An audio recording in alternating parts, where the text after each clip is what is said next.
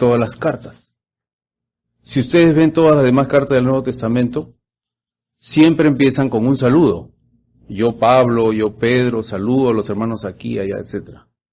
Pero la epístola a los Hebreos no empieza así. No tiene ningún saludo para empezar. No dice quién la escribe y no dice a quién está dirigido. Más adelante vamos a ver algunas cosas interesantes en este libro, donde dice, por ejemplo, que Jesús es el resplandor de la gloria del Padre. Entonces, ¿es Jesús inferior al Padre? Vamos a ver que menciona que Jesús ha sido engendrado por Dios. ¿Qué significa deslizarse? Porque hay una advertencia contra los que se deslizan. ¿Qué significa deslizarse? ¿Significa perder la salvación? ¿En qué sentido podemos descuidar nuestra salvación? ¿Eso es lo mismo que perder la salvación? ¿En qué aspectos los hombres somos inferiores a los ángeles? Es otro tema que también trata este libro. ¿Cómo podemos afirmar que la salvación es sin costo y a la vez vivir una vida cristiana que todo lo cuesta?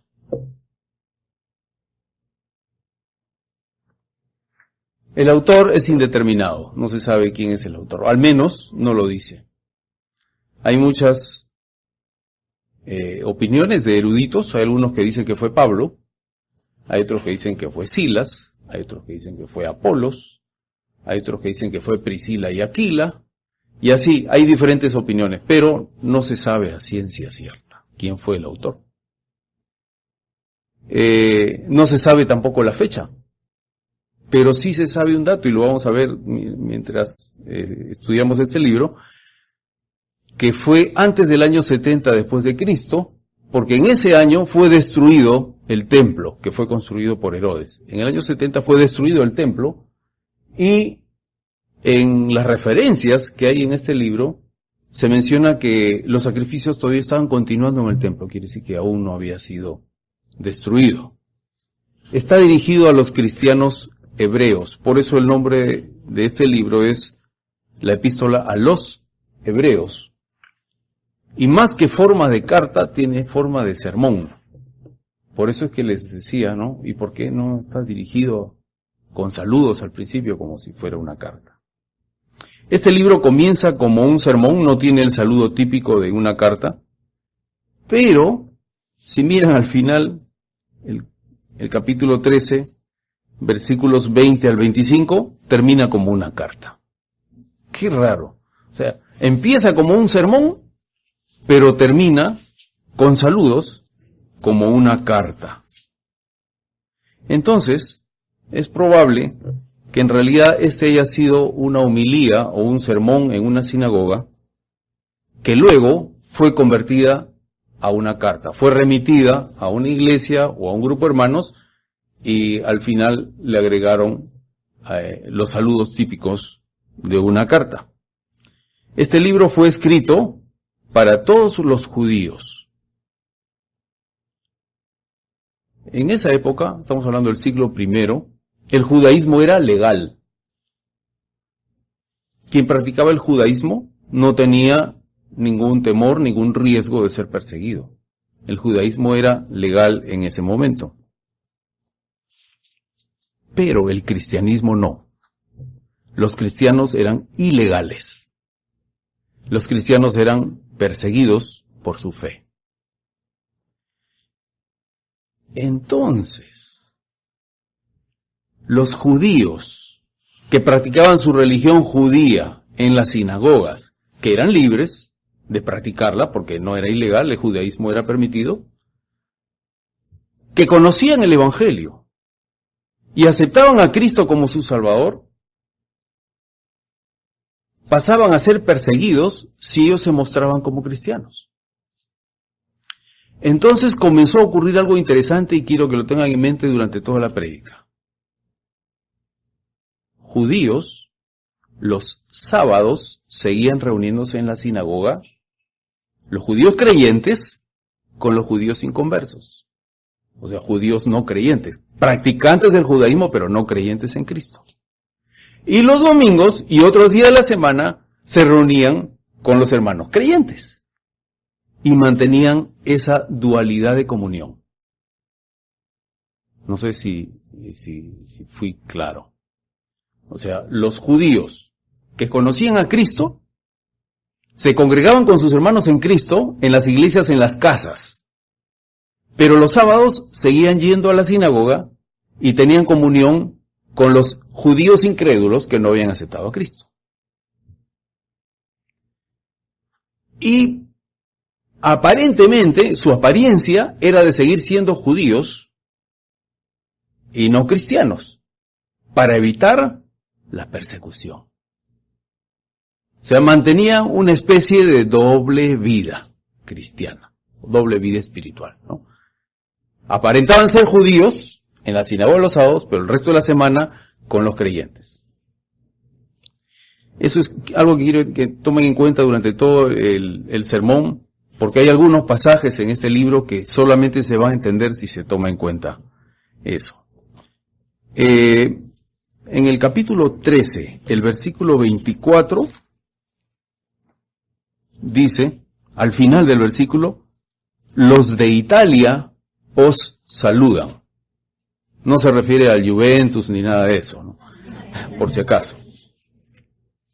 Esta referencia, los de Italia os saludan, podría implicar que fue escrito desde Italia o a Italia. Es bastante ambiguo. No es claro. Hay alguna referencia a Italia, sí, pero no se sabe si fue escrito desde Italia o a Italia, porque todo lo que dice es, los de Italia os saludan. Podrían ser italianos fuera de Italia, saludando a sus hermanos italianos en Italia. Falta poco para la destrucción de Jerusalén por el general romano Tito en el año 70 después de Cristo, y este general después sería César. Y hace referencia a los sacrificios que siguen ofreciéndose en el templo. Este libro anima a no retornar al judaísmo y sus ritos. Pero hace referencia a algunos ritos del tabernáculo, pero no a los del templo. Interesante. Hace referencia a ritos del tabernáculo. ¿Cuál es el propósito de este libro? El propósito de este libro es que los cristianos judíos fueron exhortados a dejar la sinagoga. Ya, dejen la sinagoga. Ese es el antiguo pacto. Ahora hay un nuevo pacto. Dejen la sinagoga. Identifíquense públicamente con la iglesia y asuman el mandato misionero de compartir el evangelio a toda criatura. El grupo cristiano estaba renuente a ir adelante hacia la perfección porque estimaban demasiado las tradiciones del judaísmo y no estaban muy dispuestos a identificarse totalmente con el cristianismo, llegando a ser cada vez más casi como un movimiento gentil. Bueno, dicho esto, Hebreos 13:22. Es interesante que no solamente no es escrito como carta, sino que en el versículo 22 dice, os ruego, hermanos, que soportéis la palabra de exhortación. No lo llama carta, no lo llama epístola, lo llama palabra de exhortación. Otro dato interesante de este libro es que este libro es el único que menciona a Jesucristo como sumo sacerdote. No hay otro libro en la Biblia que diga que Jesucristo es sumo sacerdote. El versículo 1:1, o sea, Hebreos capítulo 1, versículo 1, dice, vamos a leer desde el 1 hasta el 3. Dios, habiendo hablado muchas veces y de muchas maneras en otro tiempo a los padres por los profetas, en estos postreros días nos ha hablado por el Hijo, a quien constituyó heredero de todo y por quien asimismo hizo el universo, el cual, siendo el resplandor de su gloria y la imagen misma de su sustancia, y quien sustenta todas las cosas con la palabra de su poder, habiendo efectuado la purificación de nuestros pecados por medio de sí mismo, se sentó a la diestra de la majestad en las alturas. Esta presentación es medio poética, hasta musical podríamos llamarla. Podría haber sido tranquilamente la letra de un himno. Un himno exaltando los logros cósmicos y redentores de nuestro Señor Jesucristo. Dice que Dios nos ha hablado por el Hijo. Nos dice que el Hijo hizo el universo. Y cuando dice Hijo,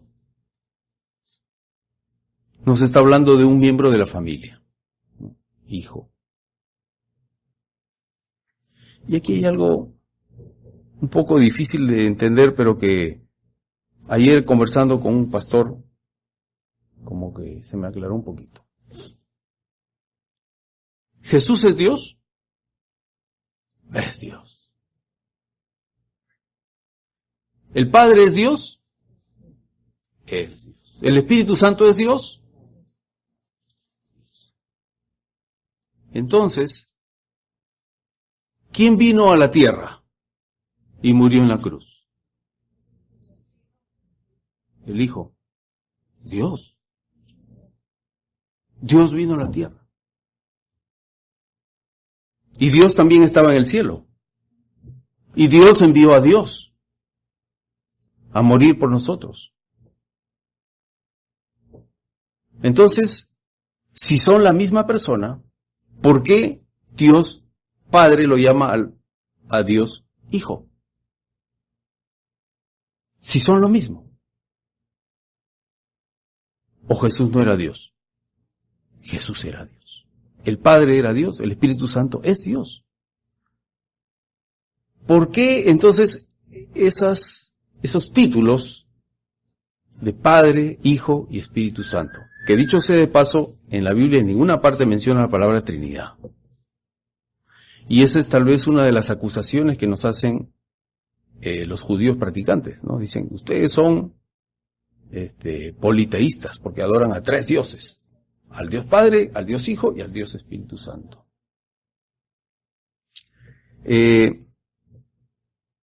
La mente de Dios es muy alta, muy grande y no la podemos entender.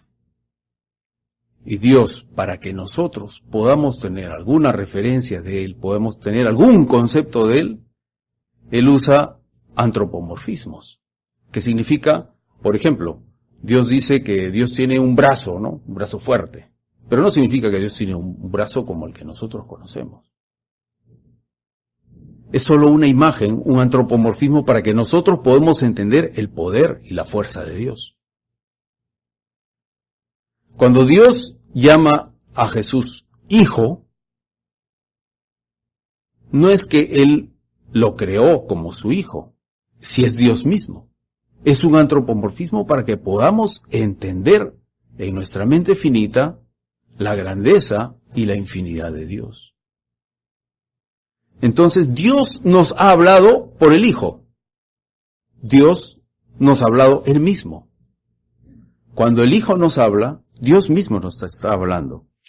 Y dice que el Hijo sustenta todas las cosas con la palabra de su poder. No es solamente que creó todo lo que existe, sino que lo sustenta. Porque qué fácil sería, ¿no? De repente yo creo todo el universo y ya lo creé, ahí está. Listo, me voy a descansar. Pero no. Ustedes saben que todo tiene que ser sustentado cada instante. ¿Qué pasaría si por un instante solamente nuestro Señor Jesucristo no sustentara su creación? ¿Qué pasaría? Catástrofe total. En un instante desapareceríamos. Solamente pregúntenle a los que estudian física por qué los protones y los neutrones se mantienen juntos. Deberían repelerse. Hay una fuerza que no se conoce qué es, que la están estudiando, que las mantiene juntas. Una fuerza que sustenta la creación.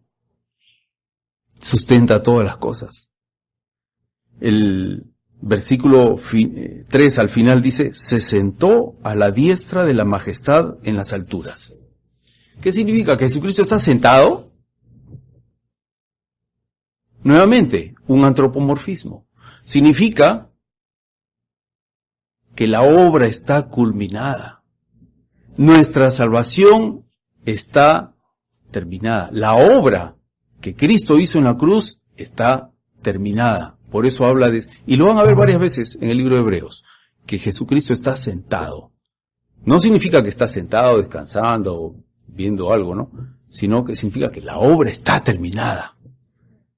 Se sentó a la diestra de la majestad en las alturas. ¿Quién es la majestad? Dios Padre. O sea, Dios está sentado a la derecha de Dios. Es un solo Dios. No lo podemos entender. Pero Dios lo explica así para que algo podamos entender. Muchos judíos tenían respeto supersticioso o idólatra por los ángeles. Porque por medio de ángeles llegaron muchos mensajes y profecías a los judíos. Y porque habían recibido la ley y otras noticias a través de los ángeles. Pero los ángeles son espíritus ministradores, son siervos de Cristo para ejecutar los mandamientos de Dios. Los santos somos herederos que aún no hemos entrado en plena posesión. Y los ángeles se oponen a la maldad y al poder de los malos espíritus, protegiendo y cuidando, instruyendo y consolando. Los ángeles están sometidos a Cristo y al Espíritu Santo. Por eso el versículo 4 dice, hecho tanto superior a los ángeles cuanto heredó más excelente nombre que ellos. Y luego, desde el versículo 5 hasta el versículo 14, Jesucristo es exaltado por encima de los ángeles. Dedica varios versículos a explicar que Jesús está por encima de los ángeles. ¿Por qué era necesario hacerlo? Justamente porque algunos judíos se estaban desviando y estaban teniendo una especie de adoración o superstición por los ángeles, que no les corresponde. Nuestra adoración debe ser solamente al Señor Jesucristo. Y del 5 al 14, estas referencias que menciona corresponden a otros libros del Antiguo Testamento. Corresponden a Salmos, a 2 de Samuel, a Deuteronomio. Los profetas del Antiguo Testamento contemplaron el futuro como una restauración del Israel geográfico. Bueno, se equivocaron. No es una restauración del Israel geográfico, porque la encarnación de Jesucristo era el Mesías que ellos estaban esperando. No era una restauración del Israel geográfico. Y Jesucristo cumplió la mayoría de las profecías del Antiguo Testamento, pero no todas. Faltan algunas profecías cumplirse. Cumplió todas las profecías referentes al siervo sufriente de Jehová, porque Él vino a entregar su vida por amor a nosotros. Pero faltan las profecías del Mesías cuando viene como juez justo. Esas faltan. Pero eso no vieron los judíos. Faltan que se cumplan las profecías del Mesías como conquistador. Y este cumplimiento del Mesías en 2 etapas es lo que confundió a los judíos del Antiguo Testamento. Ellos pensaban que el Mesías venía, y venía ya como juez, como liberador, como conquistador, como rey. Por eso es que no aceptaron a Jesucristo. No quisieron aceptarlo, no quisieron ver que estaba cumpliendo con las profecías, pero en 2 etapas.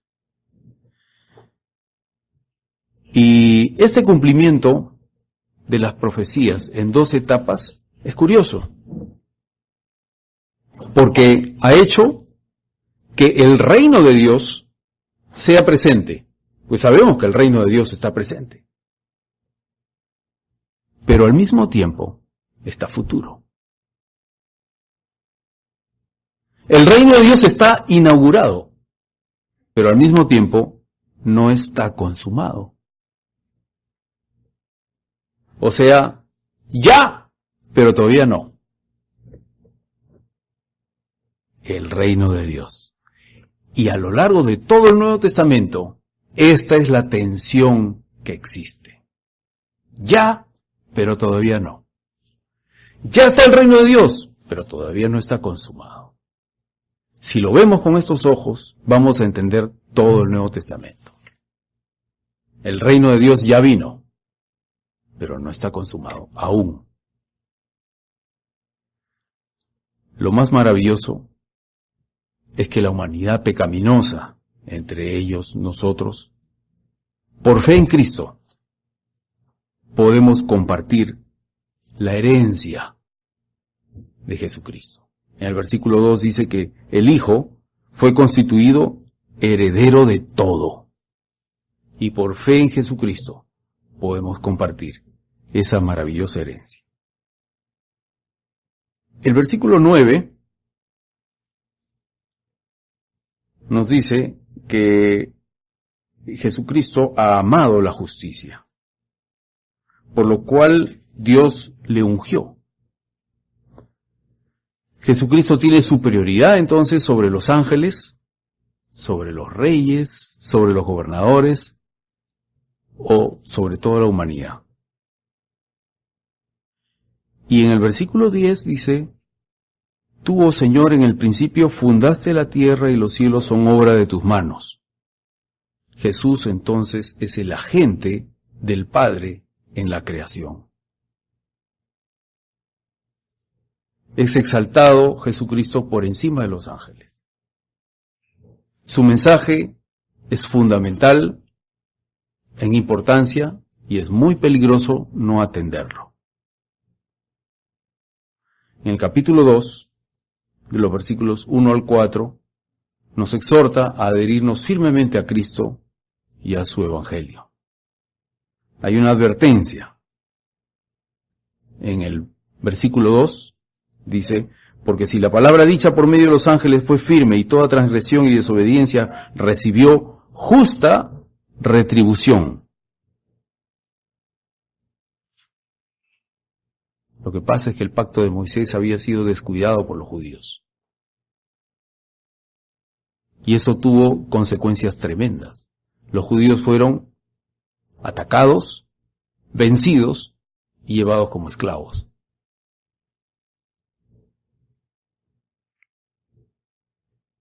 Si ese antiguo pacto, el pacto de Moisés, al ser violado, tuvo consecuencias severas y tremendas para los judíos, ¿cuánto más severas serán las consecuencias por descuidar este nuevo y superior pacto traído por Jesucristo? ¿Se imaginan las consecuencias? Si las consecuencias de desobedecer el primer pacto fueron terribles, las consecuencias de desobedecer este segundo y mejor pacto serán mucho peores.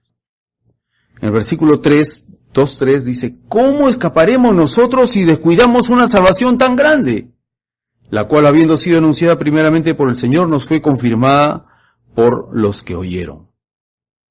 Había indiferencia, desatención.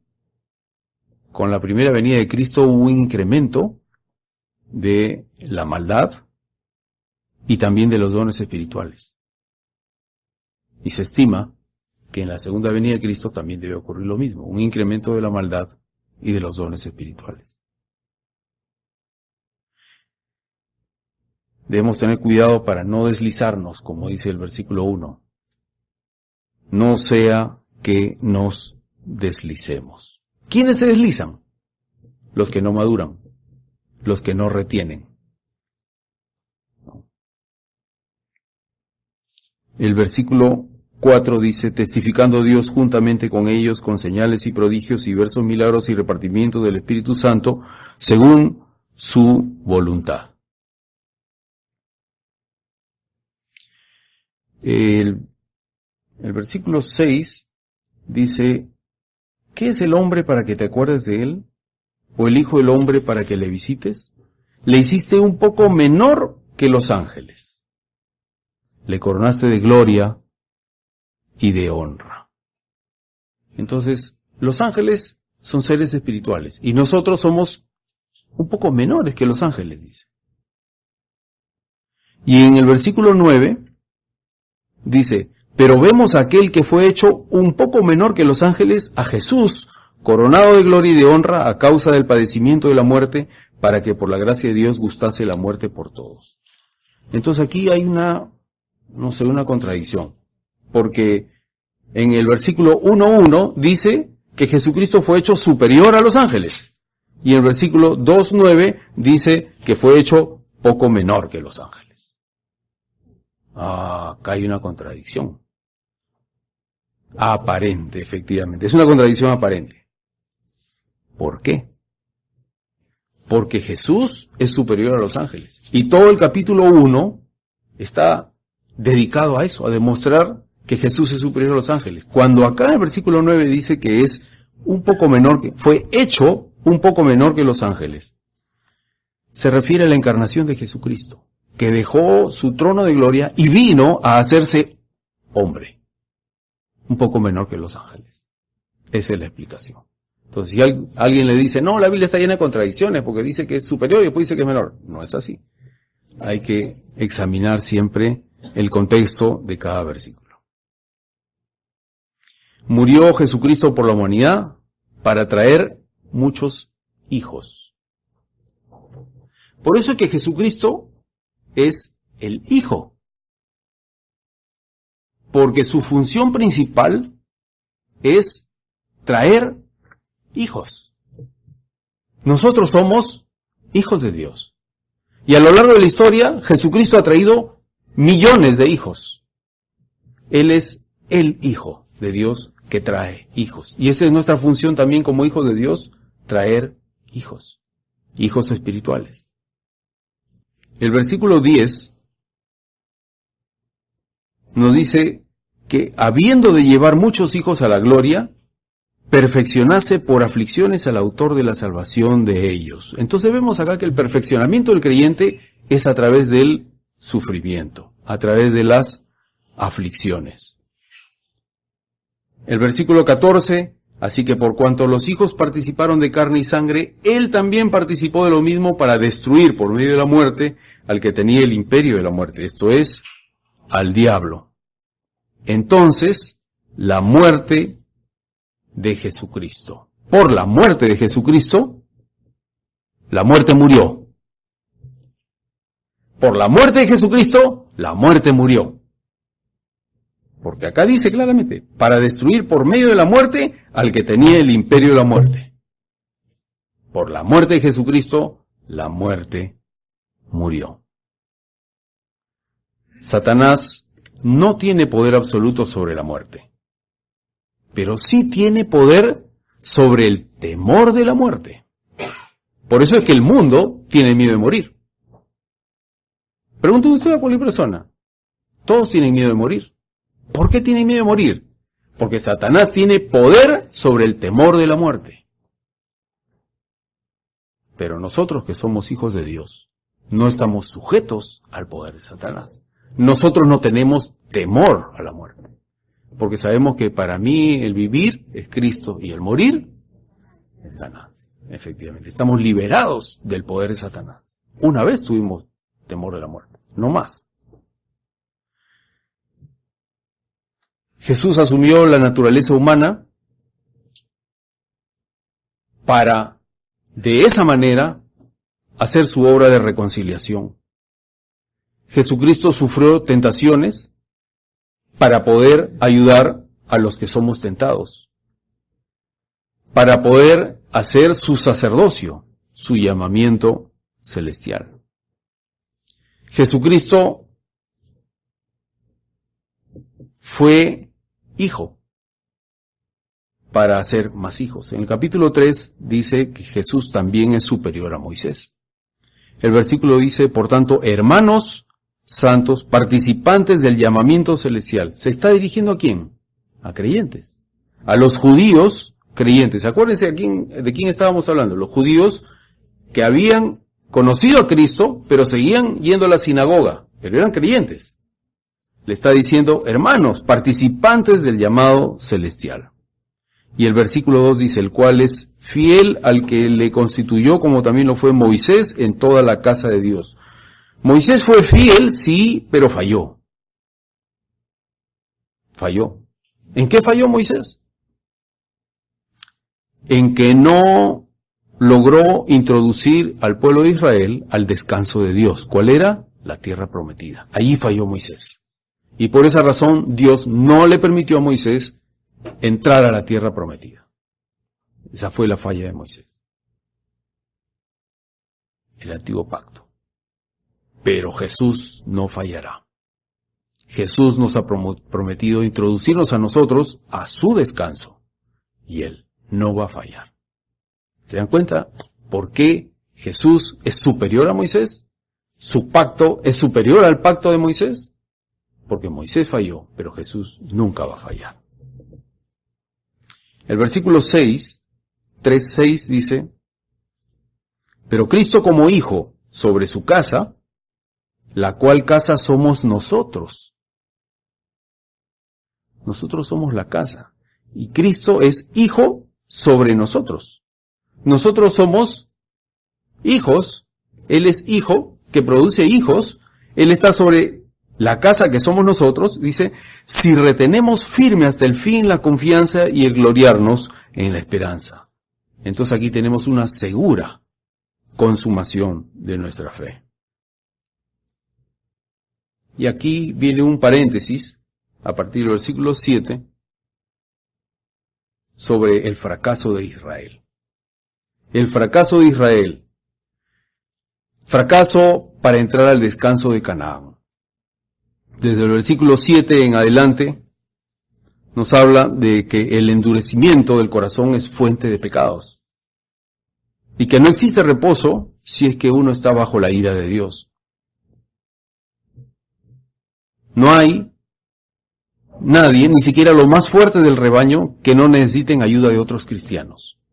Tú no puedes ser un cristiano aislado, solito, en una isla. Necesitas de otros cristianos que te ayuden. El pecado tiene tantos caminos y colores que necesitamos más ojos que nuestros propios ojos. El pecado parece justo, pero es vil. El pecado parece agradable, pero destruye. El pecado promete, pero no cumple. El pecado endurece el alma. Un pecado permitido da lugar a otro. Los israelitas no actuaron con fe y perdieron su entrada a la tierra prometida. Era difícil para los judíos dejar a Moisés y confiar en un nuevo pacto que no requiere de acciones humanas, porque la acción ya la hizo Cristo en la cruz. Por eso es que para los judíos era difícil dejar su religión judaica y abrazar a Cristo. Fueron excluidos debido a su incredulidad. Del versículo 3:14, hasta el versículo 19, nos habla de la perseverancia de la fe, que es la mayor prueba de la sinceridad de nuestra fe. ¿Tú quieres saber si eres sincero en tu fe? Mira tu perseverancia en la fe. El creyente verdadero persevera. Dios tiene un descanso para los que, no solamente para los que confían en Él, no solamente para los que hacen una decisión por Cristo, sino para los que continúan perseverando en la fe. Pero hay consecuencias para la desobediencia. El versículo 3:18 dice, ¿y a quienes juró que no entrarían en su reposo, sino a aquellos que desobedecieron? Y vemos que no pudieron entrar a causa de incredulidad. Y ese mensaje se mantiene. ¿Quiénes no pudieron entrar? Los que no creyeron. El capítulo 4 es una advertencia a la iglesia a no seguir ese ejemplo de incredulidad de Israel, sino a entrar más bien al descanso de la fe. Y el versículo 4.1 se inicia con una palabra interesante. Temamos. Bueno, si ustedes le preguntan a cualquier persona qué significa eso, temamos. O sea, estás loco, tener miedo. ¿Para qué? Y todavía me dice que tenga miedo, que vamos a ver una película de terror. ¿Por qué dice temamos? ¿Qué significa esto temamos? En realidad, aquí temamos es una llamada a tener confianza. Todo lo contrario de lo que uno puede imaginarse, ¿no? Temamos, pues, no sea que permaneciendo aún la promesa de entrar en su reposo, alguno de vosotros parezca no haberlo alcanzado. Pero si has entrado a su reposo, ten confianza. Ten confianza. Aquí dice, al final del versículo 4.1, parezca no haberlo alcanzado significa errar. Significa quedarse corto. Significa llegar tarde, no haberlo alcanzado. Eso significa. Y en ambos testamentos, el Antiguo y el Nuevo, se predica el mismo evangelio. En los dos testamentos, Dios terminó su obra y descansó. Los que creen acaban su obra y disfrutan su reposo. Pero, en el versículo 4.3 dice, pero los que hemos creído entramos en el reposo.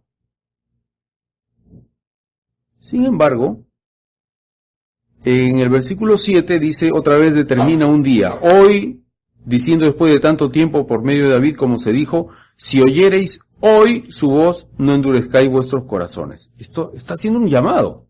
O sea, no han entrado al reposo todavía. ¿Por qué los está llamando nuevamente? No han entrado al reposo. Por eso el versículo 9 dice, por tanto, queda un reposo para el pueblo de Dios. Falta un reposo. Falta un día de reposo para el pueblo de Dios. Y este día de reposo para el pueblo de Dios es más espiritual y más excelente que el reposo de los días sábados de los judíos. Y ese es el reposo que todos nosotros anhelamos. Nuestro reposo está en Dios. Su amor es la única dicha verdadera de nuestras almas. Ese es el reposo que nosotros esperamos. La fe en sus promesas por medio de Cristo es el único camino para poder entrar a ese reposo. O sea, hermanos judíos convertidos al cristianismo, no retornen al judaísmo. No retornen al día sábado. Hay un nuevo reposo. Hay un mejor reposo. Hay un nuevo pacto. El creyente descansa en la obra de la redención y deja de confiar en sus propias obras. El versículo 10 dice, porque el que ha entrado en su reposo también ha reposado de sus obras como Dios de las suyas. Entonces la salvación no es un pasaje para ir al cielo. La salvación no es una póliza de seguro contra el infierno. La salvación es una relación día a día de fe con Dios, que resulta en una semejanza progresiva a la imagen de Cristo. Eso es la salvación. El versículo 11 nuevamente nos anima en nuestra fe. Procuremos la confianza de los creyentes. Pues, entrar en aquel reposo para que ninguno caiga en semejante ejemplo de desobediencia. Y el versículo 12 es el mensaje de Dios a través de la Biblia. La palabra de Dios es viva y eficaz y más cortante que toda espada de dos filos y penetra hasta partir el alma y el espíritu, las coyunturas y los tuétanos y discierne los pensamientos y las intenciones del corazón. ¿Cuántas veces al leer tu Biblia no has quedado expuesto tú en tu propio pecado ante Dios? Que pensaste que nadie sabía y nadie conocía, pero la Biblia te revela claramente cuál es tu pecado. revela la verdadera intención de tu corazón.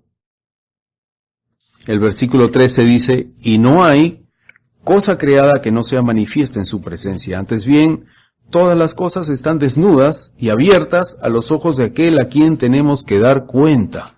Ojo, tenemos que dar cuenta. O sea, hay un día de juicio en que encontraremos a Dios cara a cara y ese día tendremos que dar cuenta. El versículo 14 dice, por tanto, o sea, teniendo en cuenta todo lo que les he dicho antes, sobre el reposo para el pueblo de Dios, sobre la palabra de Dios que revela tu pecado, y sabiendo que vas a enfrentar un juicio ante Dios, tienes un sumo sacerdote, que es Jesús.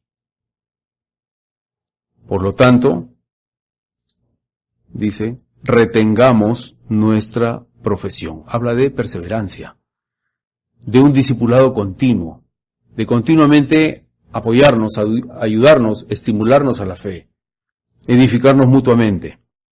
El versículo 16 dice, acerquémonos. Otra vez, nos inspira la confianza. Acerquémonos pues confiadamente al trono de la gracia para alcanzar misericordia y hallar gracia para el oportuno socorro. Gracias al sacrificio de Jesús, los pecadores recibirán misericordia y gracia, no condenación.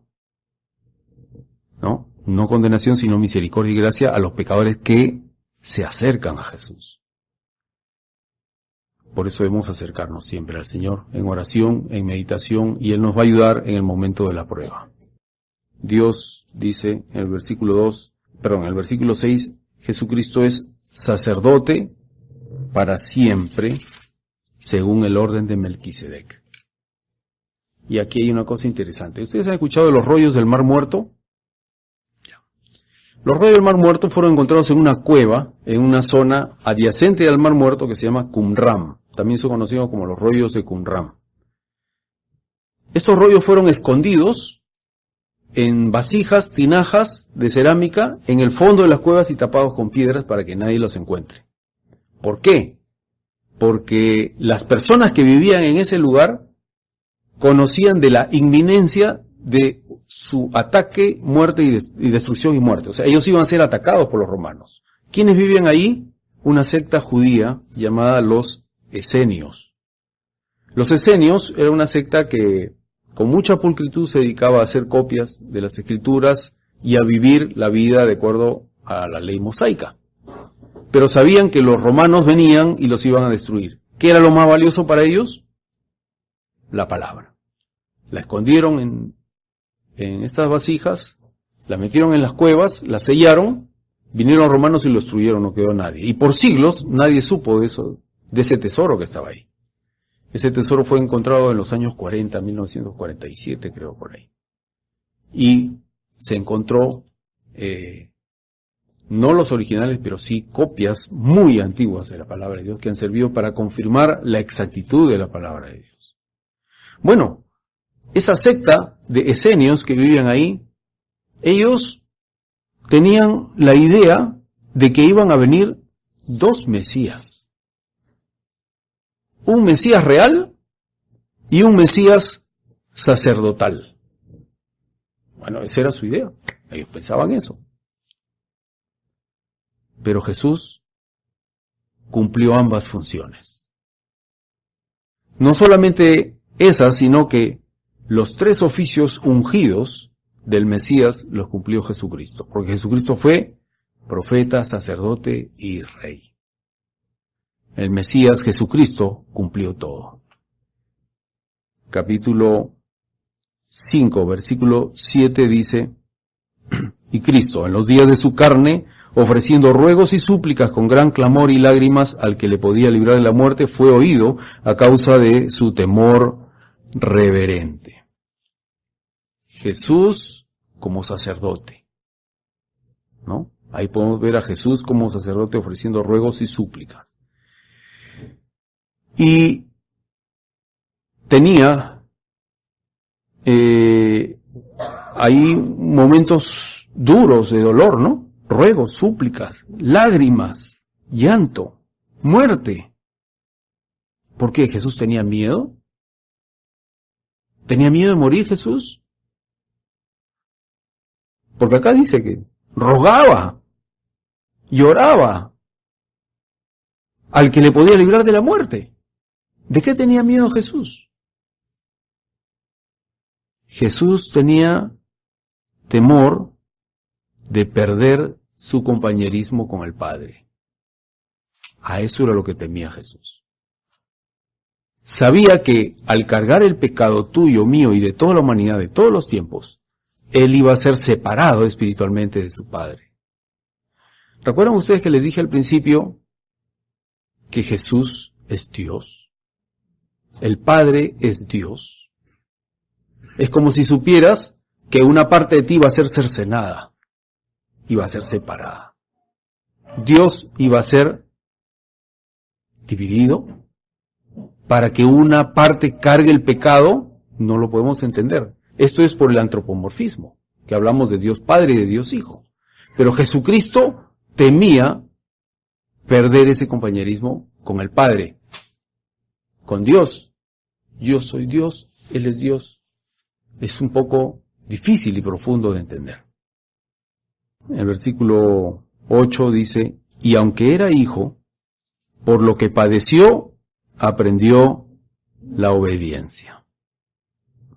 ¿Estamos dispuestos como Jesús a seguir fielmente hasta el fin, aunque tengamos que sufrir?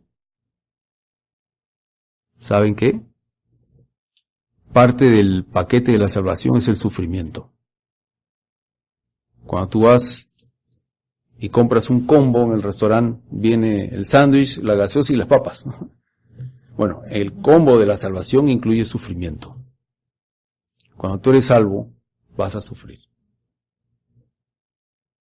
¿Estás dispuesto a seguir fielmente a Jesús hasta el fin, aunque haya sufrimiento?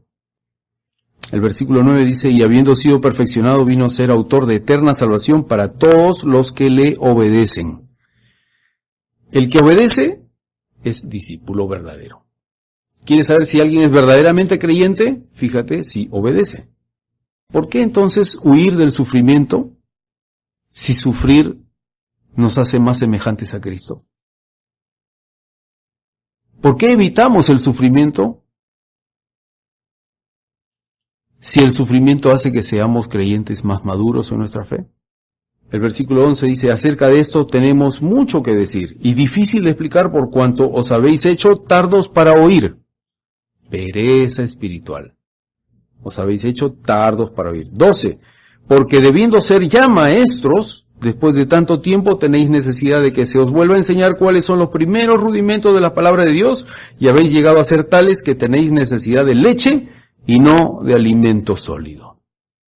Aquí se refiere a los creyentes que ya tienen largo tiempo en la fe, pero que no han madurado.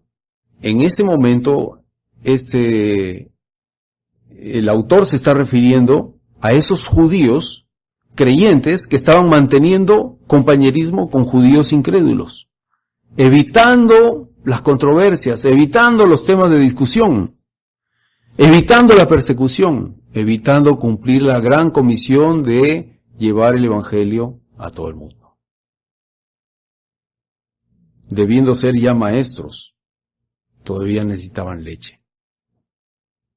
El versículo 14 dice, pero el alimento sólido es para los que han alcanzado madurez, para los que por el uso tienen los sentidos ejercitados en el discernimiento del bien y del mal. Ellos estaban tendiendo a retroceder hacia la seguridad relativa del judaísmo, porque sabían que a los judíos no los perseguían. Estaban retrocediendo. Hay una reprensión entonces aquí. Un llamado a progresar empieza en el capítulo 6, versículo 1, dice, por tanto, dejen ya los rudimentos de la doctrina de Cristo, vamos adelante a la perfección. Vamos adelante. Nuevamente un llamado a la confianza. Vamos adelante. Sé llevado. Vamos adelante. Sé llevado. Concede a que el Espíritu Santo te dé la libertad para motivarte. Permite que el Espíritu Santo te lleve adelante. No endurezcas tu corazón. Vamos adelante. Es un llamado. a los creyentes. El versículo 2 dice, habla de, ya hay que dejar atrás la doctrina de los bautismos, de la imposición de manos, de la resurrección de los muertos, del juicio eterno.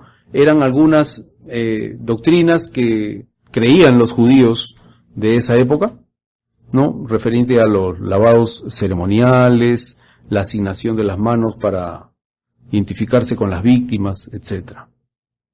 En el capítulo 4 dice, 6:4 dice, porque es imposible que los que una vez fueron iluminados y gustaron del don celestial y fueron hechos partícipes del Espíritu Santo, don, regalo celestial,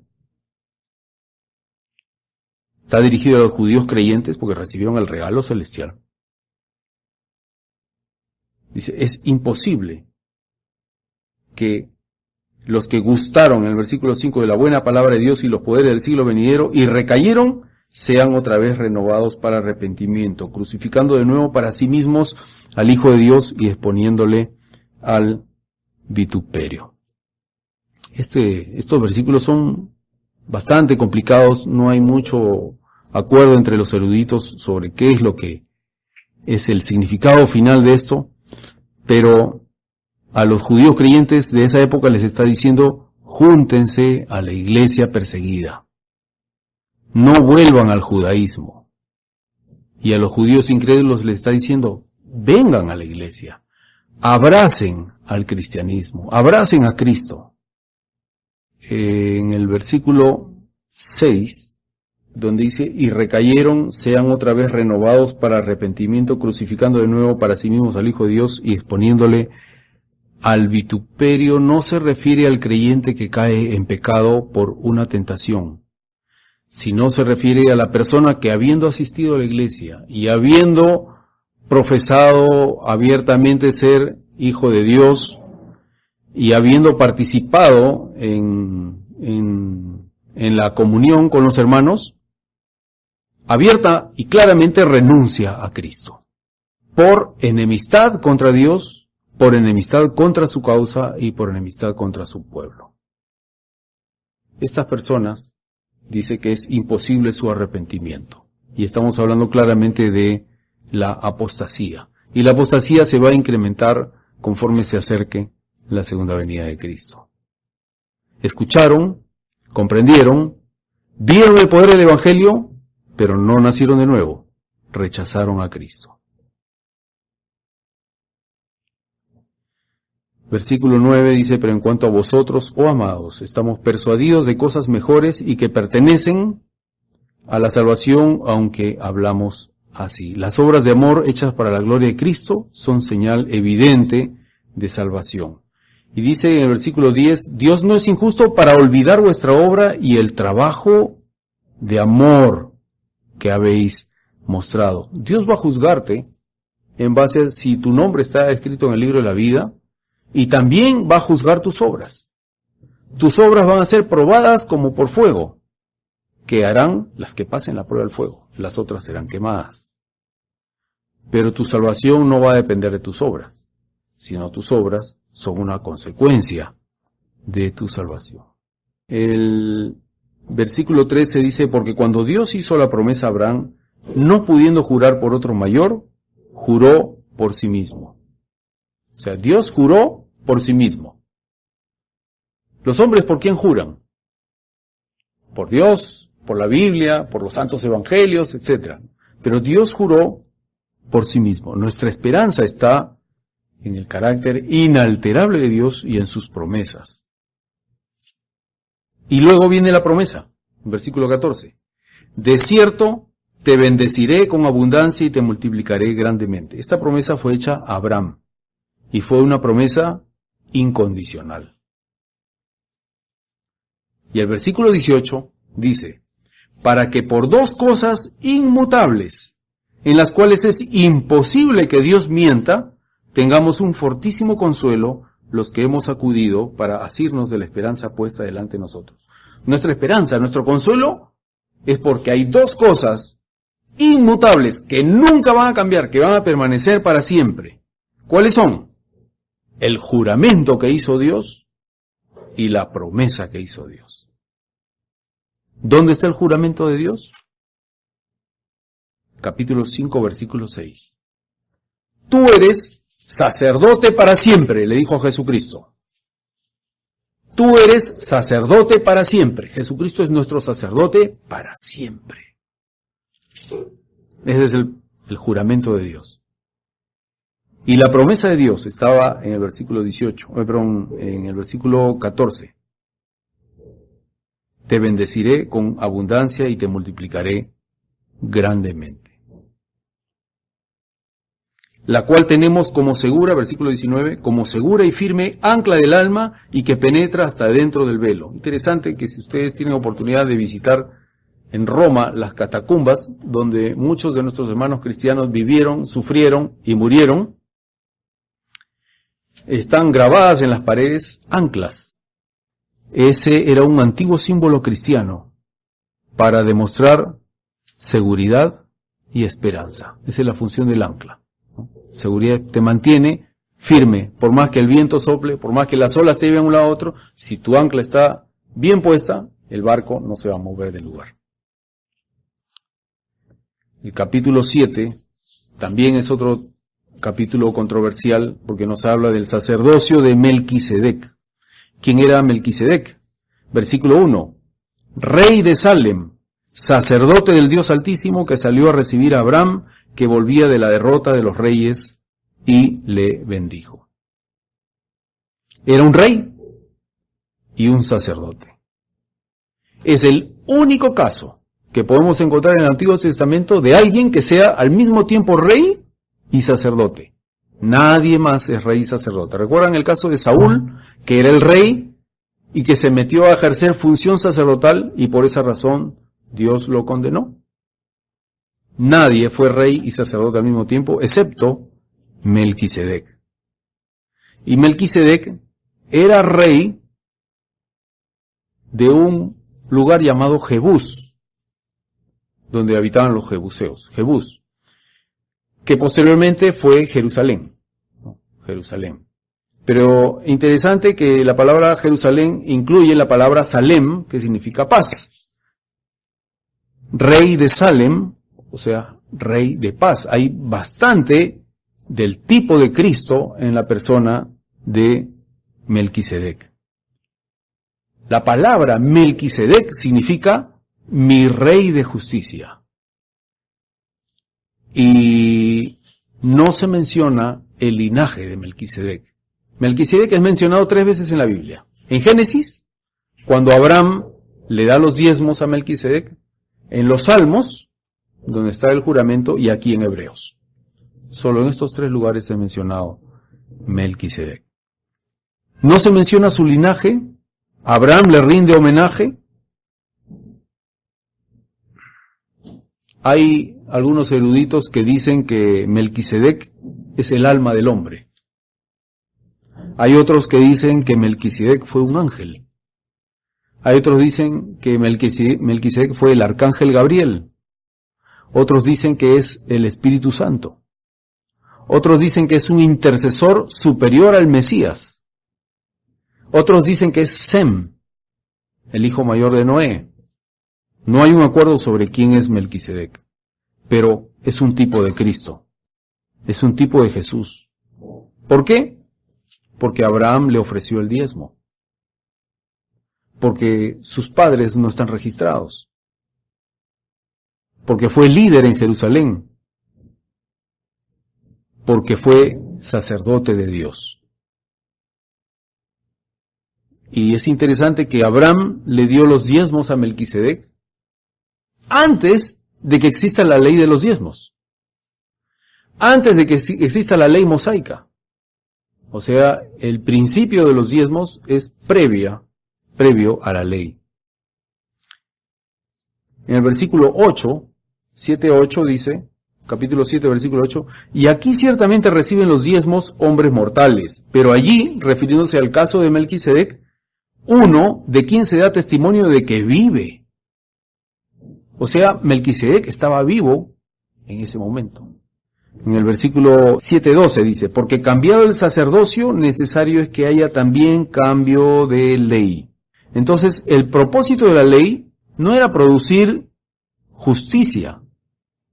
Ojo, la ley, los 10 mandamientos y todas las ordenanzas dadas el propósito no era producir justicia, sino mostrar la caída y la incapacidad del hombre para agradar a Dios.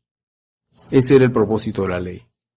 Y el versículo 14 dice, porque manifiesto es que nuestro Señor vino de la tribu de Judá, de la cual nada habló Moisés tocante al sacerdocio. Por eso es que era difícil convencer a los judíos que Jesús era el sumo sacerdote, porque Jesús era de la tribu de Judá y los sacerdotes eran de la tribu de Leví. Por eso es que a veces muchos judíos se resistían a reconocer a Jesucristo. Versículo 17 repite, dice, tú eres sacerdote para siempre según el orden de Melquisedec. Y en el versículo 18 y 19 dice que queda abrogado el mandamiento anterior a causa de su debilidad e ineficacia, es decir, el antiguo pacto. Pues nada perfeccionó la ley y de la introducción de una mejor esperanza, el nuevo pacto, por la cual nos acercamos a Dios. La ley fracasó en traer la humanidad a Dios, pero Jesús, nuestro sumo sacerdote, no ha fracasado ni fracasará. En el versículo 22 dice que Jesús es hecho fiador de un mejor pacto. Jesús es la garantía del Padre de la eficacia del nuevo pacto. El foco, el centro de esta ley interna es la ley interna motivada y producida por el Espíritu Santo. A diferencia del antiguo pacto, el foco del antiguo pacto es el código externo, las leyes, los ritos, todo lo que había que cumplir y que dependían de la acción humana. El nuevo pacto, no. El nuevo pacto está enfocada en la ley interna, motivada y producida por el Espíritu Santo, y que no depende de una acción humana, sino depende de Dios. Jesucristo hizo la obra, ya nosotros no tenemos que hacer la obra de la salvación. Esa es la diferencia más importante entre el antiguo y el nuevo pacto. 7:25 dice, por lo cual puede también salvar perpetuamente a los que por él se acercan a Dios. Cualquier pecador puede venir a Cristo por fe, pero debe continuar en la fe. Debe haber un progreso, debe haber una perseverancia en el cristiano. En el capítulo 8 dice en el versículo 1 que Jesús se sentó a la diestra del trono. Nuevamente, la misma circunstancia de que Jesucristo cumplió la obra, ya la terminó. Y el hecho de que hable del trono de la majestad de los cielos dice que ya está en posición de máxima autoridad para juzgar y gobernar. Él es sacerdote para siempre. El versículo 3 dice, porque todo sumo sacerdote está constituido para presentar ofrendas y sacrificios, por lo cual es necesario también que éste tenga algo que ofrecer. ¿Qué fue lo que ofreció Jesucristo? Su propia vida, su propio cuerpo, su propia sangre. Se ofreció a sí mismo una sola vez y para siempre.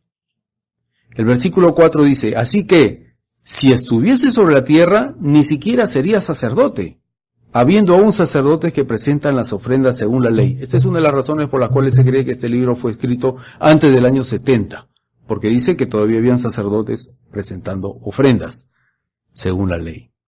El versículo 5 dice, los cuales sirven a lo que es figura y sombra de las cosas celestiales, como se le advirtió a Moisés cuando iba a erigir el tabernáculo, diciéndole, mira, haz todas las cosas conforme al modelo que se te ha mostrado en el monte. El antiguo tabernáculo era una copia del verdadero tabernáculo que está en los cielos.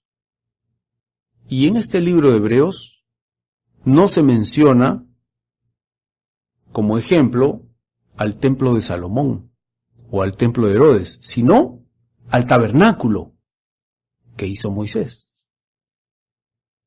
No está haciendo referencia al templo, sino al tabernáculo.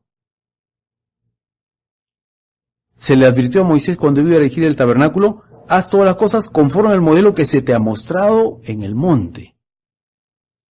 ¿Por qué? Porque el templo de Salomón y el templo de Herodes nunca fueron ordenados por Dios. como sí lo fue el tabernáculo.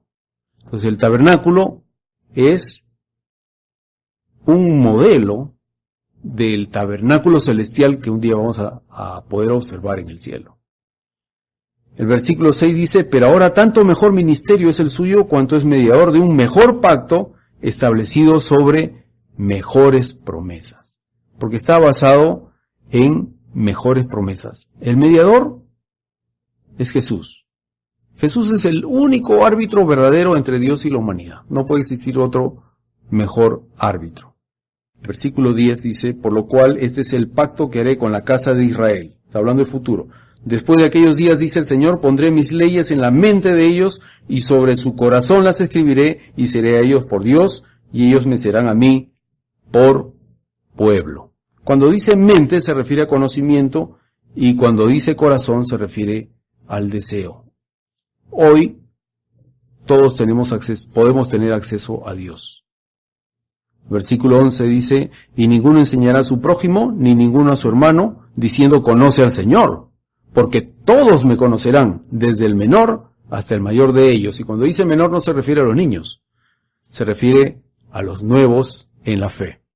Jesús entonces es el sumo sacerdote y nos ofrece un nuevo pacto.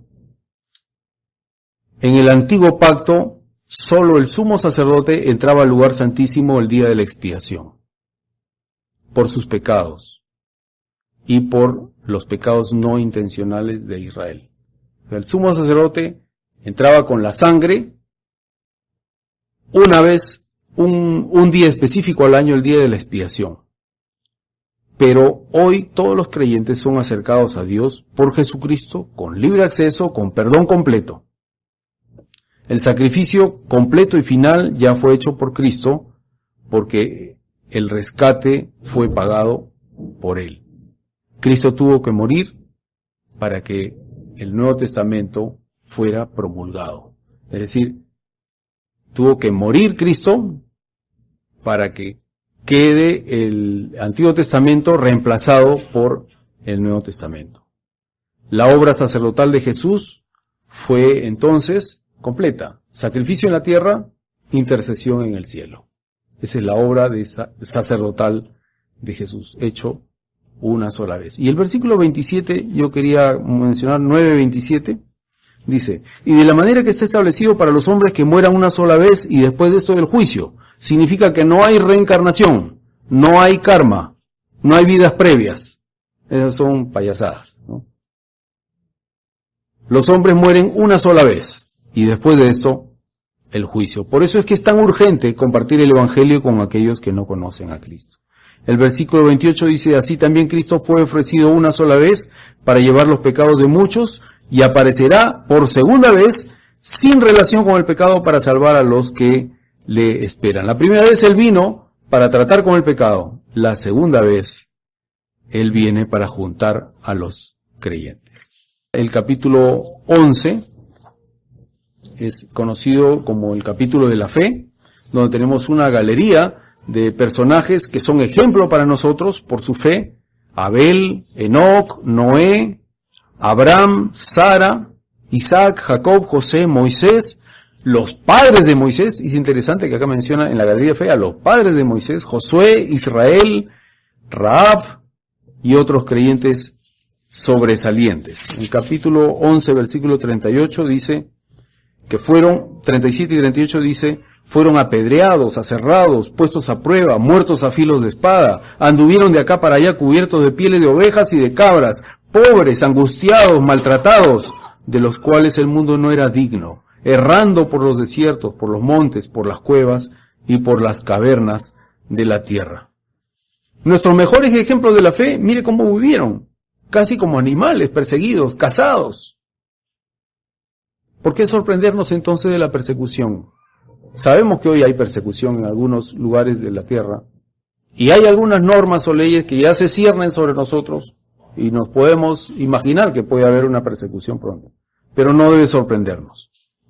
Y el capítulo 12 empieza hablando de un tema que me gusta mucho, que es el deporte, el atletismo espiritual, y habla de que los creyentes, versículo 1 dice, despojémonos de todo peso y del pecado que nos asedia y corramos con paciencia la carrera que tenemos por delante. Cuando dice despojémonos de todo peso, es porque el que va a correr, ¿cómo va a correr? Tiene que correr ligero, ¿no? Se queda en la ropa que más ligera, que pese menos, ¿no? Pero cuando habla de despojémonos de todo peso, también habla del sobrepeso, ¿no? También habla del exceso de peso que no nos permite ser ágiles en nuestra vida espiritual y del pecado que nos asedia. Y luego dice algo interesante: corramos con paciencia. Si corro con paciencia, llego último. ¿Cómo es eso? Corramos con, o sea, el que corre con paciencia, ¿cómo es correr con paciencia? Yo veo, por ejemplo, en las Olimpiadas, la carrera de los 100 metros planos, ahí está, cuando comienza la carrera, corre, creo que en 9.9 segundos ya corrieron los 100 metros. Yo no veo nada de paciencia ahí. Cuando habla de paciencia acá, se refiere a que nuestra carrera cristiana no es una carrera de velocidad, es una carrera de resistencia. Y para correr carreras de resistencia, sí se necesita paciencia. Porque la carrera no dura 9 segundos, dura media hora, 1 hora, 2 horas, porque se corren 3 millas, 5 millas, 21 kilómetros, 42 kilómetros. Por eso es que dice que debemos correr con paciencia la carrera que tenemos por delante. O sea, aguanten. El premio viene. No se desanimen, sigan adelante. Aguanten. El versículo 2 dice, ¿cómo debemos correr? Con los ojos puestos en Jesús, que está ahí en la meta, esperándonos, porque Él ya hizo la carrera. Él vino a la tierra, Él sufrió. Él pasó cosas mucho peores de las que nosotros estamos pasando. Y Él llegó a la meta y está ya esperándonos. Por eso nuestra carrera debe ser con paciencia, pero mirando a Jesús, autor y consumador de la fe, el cual por el gozo puesto delante de Él sufrió la cruz, menospreciando el oprobio y se sentó. Es decir, la obra está terminada por Cristo. Continuemos, aunque sea difícil. Podemos padecer persecución, pero debemos estar dispuestos a morir por Cristo. Los creyentes maduros deben fortalecer a los débiles. Levantad las manos caídas, 12:12. Levantad las manos caídas y las rodillas paralizadas. Los creyentes maduros deben levantar a los débiles. Y haced sendas derechas para vuestros pies, es decir, actuemos con justicia, para que lo cojo no se salga del camino, es decir, no andemos fluctuando. Primero en una dirección, después en otra doctrina, no que allá cantan así o acá saltan allá, etcétera, ¿no? Lo cojo no se salga del camino. El versículo 26 dice, 12:26, la voz del cual conmovió entonces la tierra, pero ahora ha prometido diciendo, aún una vez y conmoveré no solamente la tierra, sino también el cielo. ¿Cuándo conmovió la tierra? Esa vez se refiere a la entrega del primer pacto. ¿Dónde? La entrega del primer pacto, ¿dónde fue? En el monte Sinaí. ¿Y qué pasó? Temblor, terremoto, se conmovió la tierra. A eso fue lo que ocurrió en la entrega de la ley en el Sinaí. El versículo 28, así que recibiendo nosotros un reino inconmovible, tengamos gratitud y mediante ella sirvamos a Dios, agradándole con temor y reverencia. Capítulo 13 nos habla de muchos deberes que deberíamos realizar como cristianos, muestras de amor al prójimo, permanecer en amor fraternal, ser hospitalarios, acordarnos de los presos, de los maltratados, que nuestro matrimonio sea honroso, que actuemos sin avaricia. El Señor nos va a ayudar, porque el Señor permanece para siempre. El versículo 13:8 dice, Jesucristo es el mismo ayer y hoy y por los siglos. Y el versículo 14 dice, no tenemos aquí ciudad permanente, sino que buscamos la porvenir. Entonces debemos identificarnos con Cristo y nuestra confianza debe estar puesta en Él, porque dice el versículo 15, ofrezcamos, es una voz de ánimo, ofrezcamos siempre a Dios por medio de Él sacrificio de alabanza. Es decir, fruto de labios que confiesan su nombre. El versículo 16, y de hacer bien y de la ayuda mutua no os olvidéis, porque de tales sacrificios se agrada Dios. Es decir, debemos vivir como Cristo. Versículo 17, obedeced a vuestros pastores y sujetaos a ellos. Aquí pastores se refiere a los líderes de la iglesia, no solamente al pastor, ¿no? A todos los líderes. Porque ellos velan por vuestras almas como quienes han de dar cuenta, para que lo hagan con alegría y no quejándose, porque esto no os es provechoso. Sometámonos entonces unos a otros por amor a Cristo y por respeto a Cristo. El versículo 19 dice, mas os ruego que lo hagáis así para que yo sea restituido más pronto. Entonces acá hay un pedido de oración de la persona que está escribiendo, que se supone que el destinatario sabe quién es, pero nosotros no sabemos quién es. Porque acá dice, os ruego que lo hagáis así para que yo os sea restituido más pronto. El que recibió este documento sabía quién lo mandaba. No, eso se ha perdido en el tiempo, no sabemos quién fue. El versículo 20, y el Dios de paz que resucitó de los muertos a nuestro Señor Jesucristo, el gran pastor de las ovejas, por la sangre del pacto eterno. ¿Cuál es este pacto? El nuevo pacto. Mucho más valioso que el antiguo pacto. Entonces, en resumen, ¿qué podemos decir? Que el libro de Hebreos nos presenta a Jesucristo, con su preeminencia sobre todo lo demás, sobre los ángeles, sobre los profetas. Jesús es superior y también nos presenta el cuadro de los creyentes que se resisten a dejar las influencias del mundo. Quieren seguir viviendo con sus amigos incrédulos, en la forma de sus amigos incrédulos, con el fin de no sufrir persecución ni aflicción. Entonces, este es un llamado, en esa época valía para ellos, pero lo aplicamos a nuestra época, a no conformarnos al mundo, no conformarnos a este siglo, no conformarnos a este siglo, sino buscar el crecimiento de la iglesia, buscar el crecimiento nuestro y de nuestros hermanos, y la mejor manera de lograr eso, ¿cómo es? En nuestros oicos. Porque la verdad es que aquí en la iglesia conversamos 5 minutos, 10 minutos y nos vamos. Pero en los oicos podemos animarnos unos a otros. Por eso es muy importante nuestro trabajo semanal en los grupos oicos. Entonces, los exhortamos, o los exhorto a crecer en el Señor, considerando siempre que el mejor pacto es el nuevo pacto en el que Jesucristo es nuestro sumo sacerdote y también es nuestro Rey.